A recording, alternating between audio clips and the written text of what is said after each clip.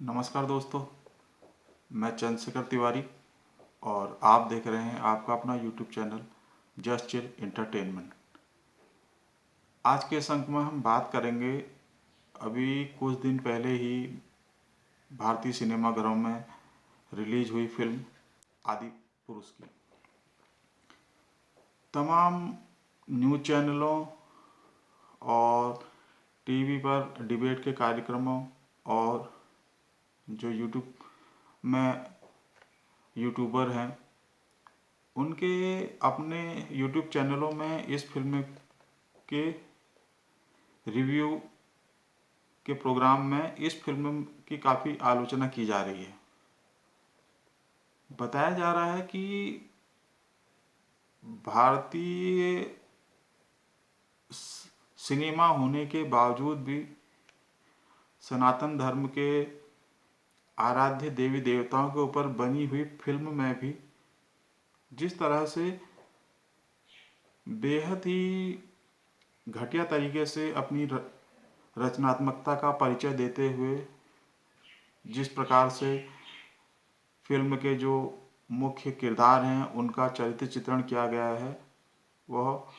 वाकई अशोभनीय है और स्वीकार करने लायक नहीं है। क्या इसे सिर्फ एक इत्तेफाक ही कहा जा सकता है कि भारतीय सिनेमा में सिर्फ सनातन धर्म के आराध्य देवी देवताओं के ऊपर बनने वाली फिल्मों में ही इन फिल्मकारों को सारे उचित अनुचित प्रयोग करने के लिए इनके मस्तिष्क में इतनी रचनाशीलता या रचनात्मकता आ जाती है और इसी रचनात्मकता के फूहड़ प्रदर्शन करते हुए ये लोग फिल्म निर्माण करते समय इतने निम्न स्तर तक जा सकते हैं। मैं इनसे पूछना चाहता हूँ, क्या आपकी इतनी हिम्मत अन्य संप्रदायों के ऊपर या अन्य संप्रदाय के जो आराध्य हैं उनके ऊपर बनाने की हो सकती है कि वहाँ पर ये अपनी रचनात्मकता के आधार पर इसी तरह की प्रयोगधर्मिता दिखाएं और जो इनके दिल में आए उस तरह से उन किरदारों का चरित्र चित्रण कर सकें। अगर आप लोग सिर्फ एक बार आंख बंद करके सिर्फ 5 सेकंड के लिए ही अपने मन में प्रभु श्री राम का चिंतन करें तो क्या आपके मन में बाहुबली नेताओं की तरह मूछें रखे हुए प्रभु श्री राम की छवि उभरती है? नहीं ना। तो फिर जब सभी सनातनी हिंदुओं के मन मस्तिष्क में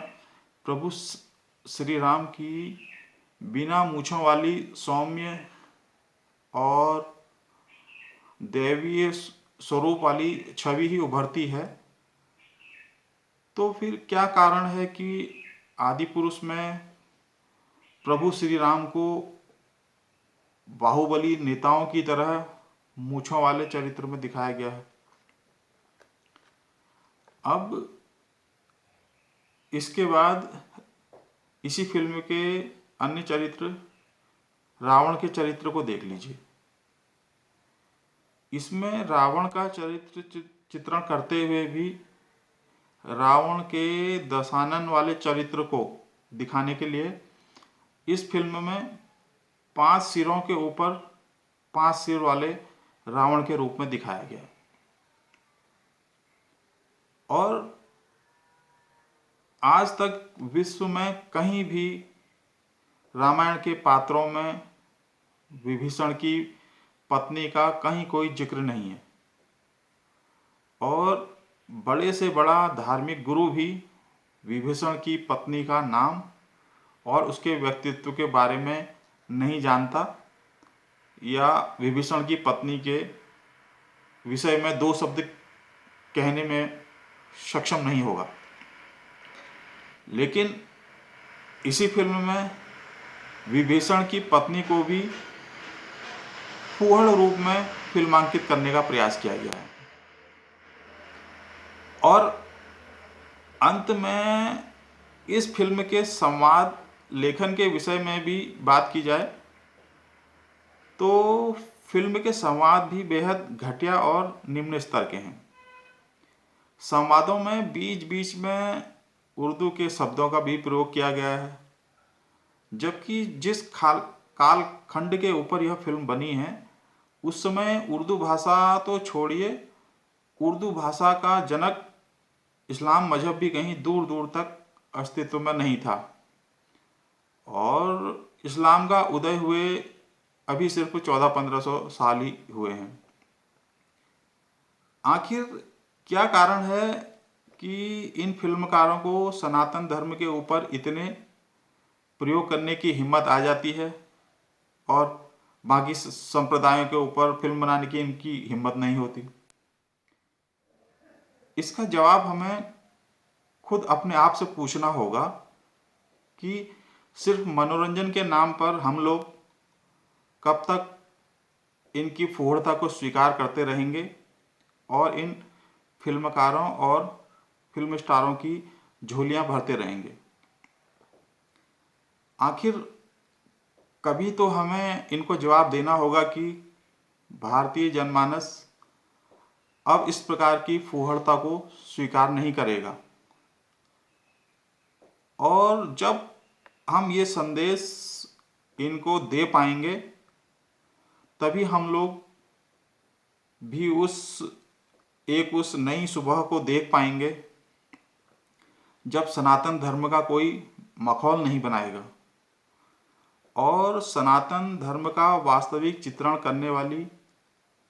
फिल्में बनाना ही इन फिल्मकारों और भारतीय सिनेमा जगत के अस्तित्व को बचाए रखने की पहली शर्त होगा। आज के अंक में बस इतना ही। फिर मिलते हैं किसी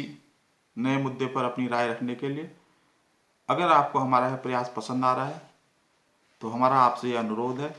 कि हमारे इस YouTube channel just chill entertainment को लाइक, सब्सक्राइब एवं शेयर अवश्य करें। और जब तक हम आपके सामने दोबारा उपस्थित होते हैं